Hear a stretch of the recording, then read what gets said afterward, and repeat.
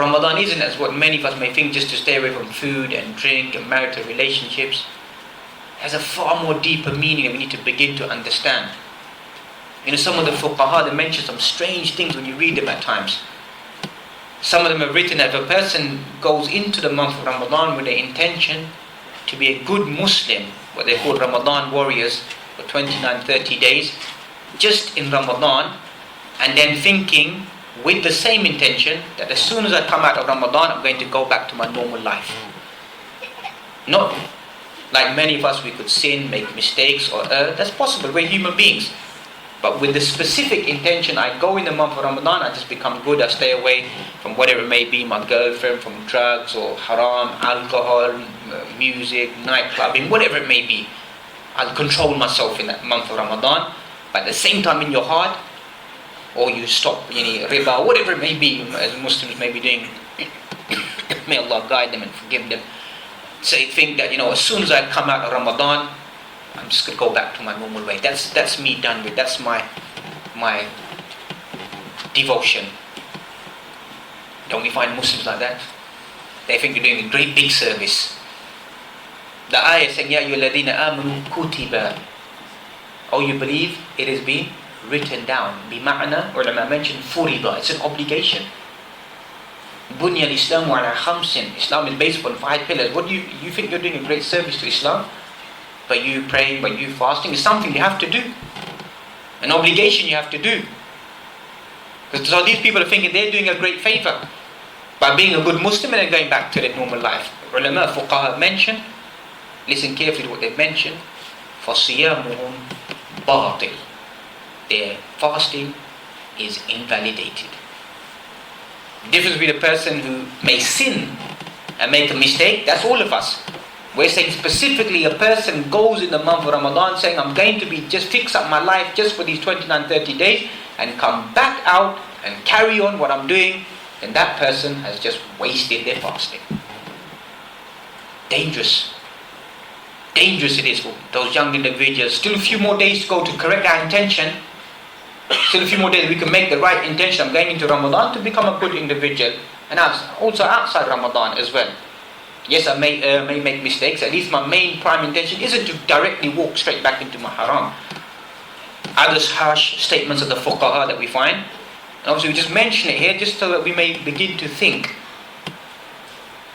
People who don't pray and just fast, likewise fuqaha mentioned, فَصِيَامُهُمْ بَاطِلٌ. Their fasting is also invalidated. We're not going to push that in our society. But just think about that deeply. If you're not praying 5 times a day and you're just fasting, don't come and say to me, well, at least I'm fasting. Because I'm not one of those clerics that accept something like that.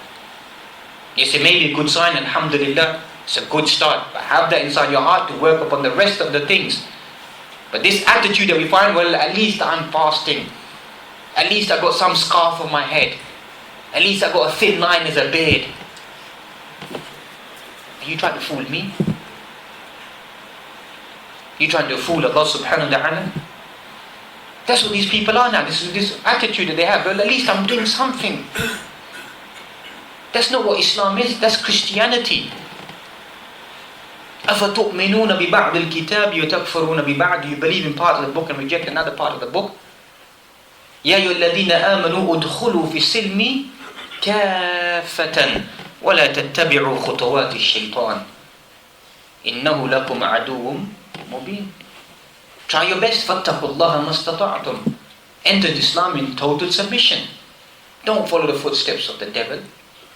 So this hair splitting that our culture, as we began, we had cultural understanding. Well, at least I come for Taraweeh.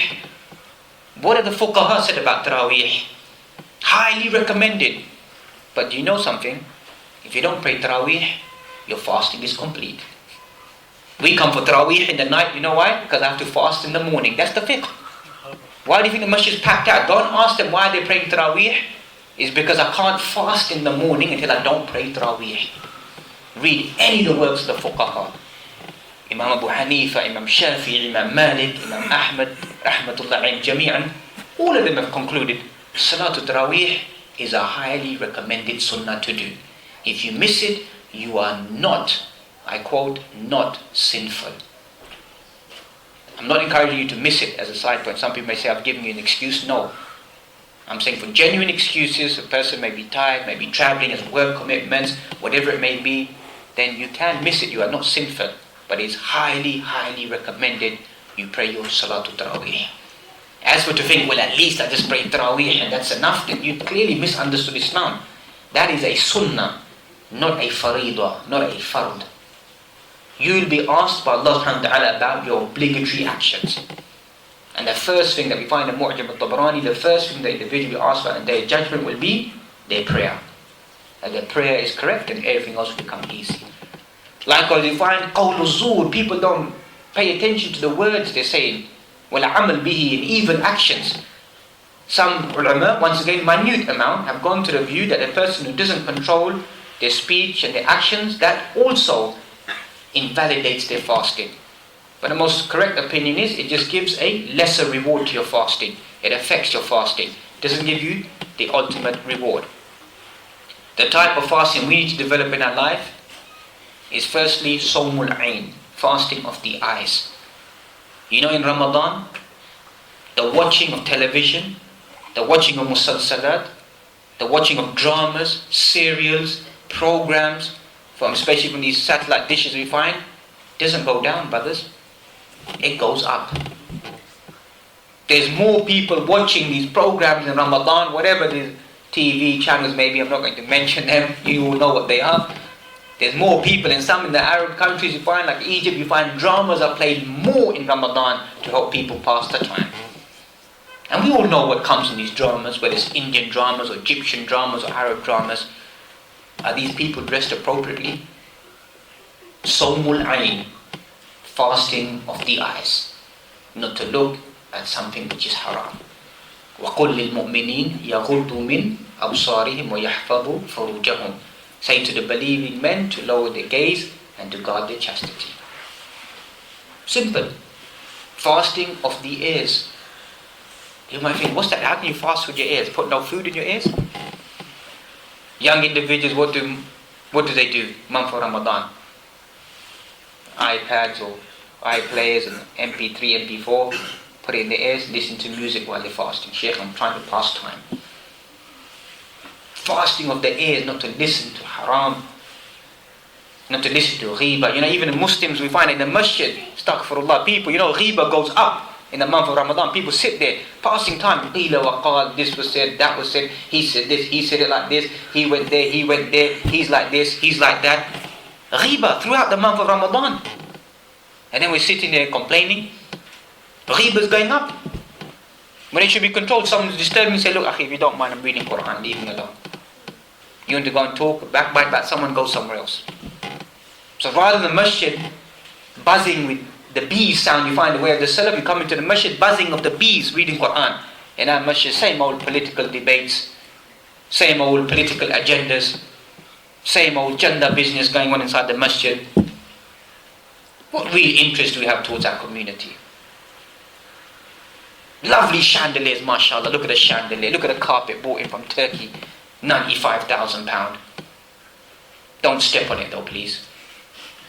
Don't sit on it for too long and read Quran. Go to the other room, read Quran in the other room in the shed somewhere. So why did you make the masjid for them? Don't lean against the radiator, please.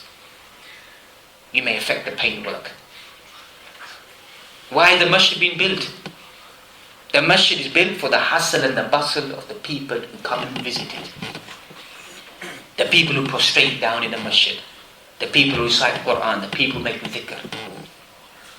Not that you read your prayer and out you go and lock the doors. That's not a masjid. The masjid is a central focal point for a Muslim. A Muslim finds tranquility, peace, rest in the house of Allah subhanahu wa ta'ala, wants to come there and visit it.